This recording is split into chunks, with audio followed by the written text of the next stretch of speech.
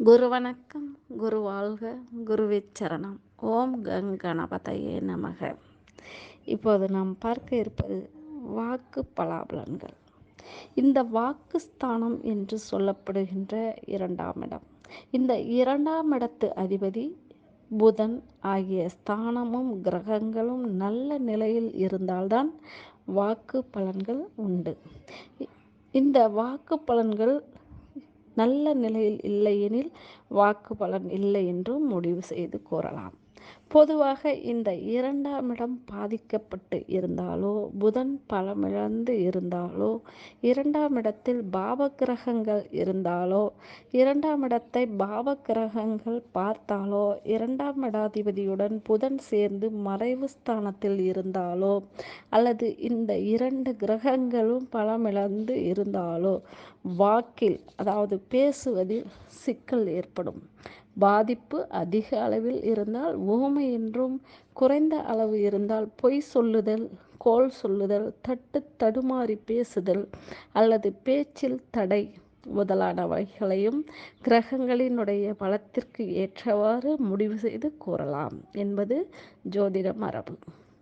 புதன் 2ஆம் இடத்து அதிபதியோடு சேர்ந்து 6ஆம் இடத்தில் இருந்தால் ஊமையாகத்தான் பிறவி ஏற்படும் என்று கூறுவார்கள்.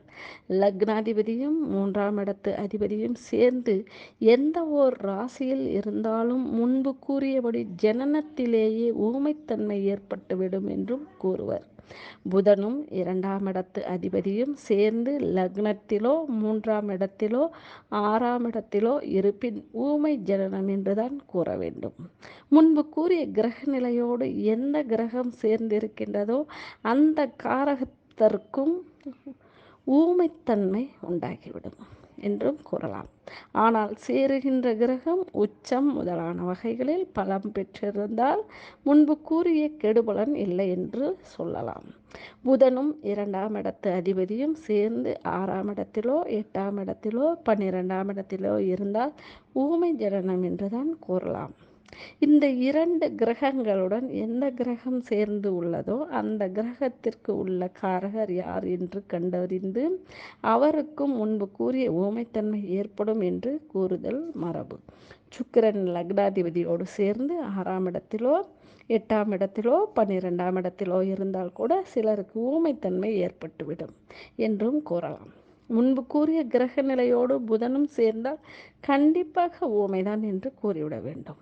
அஸ்தம், கேட்டை ஆகிய நட்சத்திரங்களில் கேது இருந்தாலோ, கேட்டை, மூலம், திருவோணம் ஆகிய நட்சத்திரங்களில் ராகு இருந்தாலோ கோள் சொல்லும் தன்மை ஏற்படும் என்றும், 2ஆம் வீட்டில் ராகுவோ அல்லது கேதுவோ இருப்பின் விஷ வாக்கு அதாவது கெட்டதையும் தீயதையும் சொல்லுவதால், அதாவது சுருக்கமாக சொன்னால் நல்லது அல்லாதவற்றை சொல்லும் தன்மையை குறிப்பிடும் என்றும், ஊமைத்தன்மையும் ஏற்படலாம் என்றும் கூறலாம்.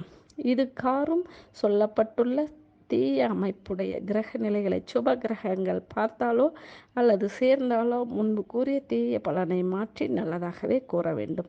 2ஆம் இடத்து அதிபதி உச்சம் பெற்றால் சொன்னது நடக்கும், சொன்ன சொல் மாறாதவர் என்றெல்லாம் கூற வேண்டும்.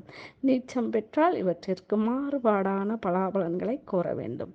நன்றி. மீண்டும் அடுத்த பதிவில் சந்திப்போம். சேலத்திலிருந்து உங்கள் ஆஸ்ட்ரோஸ்ரீ பூங்கொடி.